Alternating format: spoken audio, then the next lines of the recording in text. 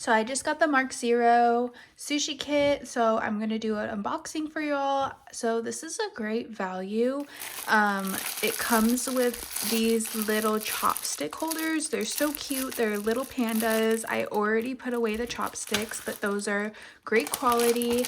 You get a rice spatula and a little wooden knife. You get 2 onigiri little molds, so a baby one and a traditional sized one. You get a spam musubi holder, so if you ever love making spam musubis, this is great. Molds for it. You just press down the rice and the spam. You get 2 sushi rollers, so a more traditional one that is thin wood, and then a long thicker one.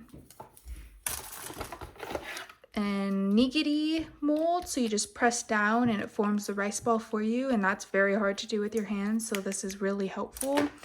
And then you have what they call a sushi bazooka, I believe. So it's like it puts the pressure so you don't have to roll with the seaweed. You just make the rice sushi and then you roll the seaweed on after. So that's really cool.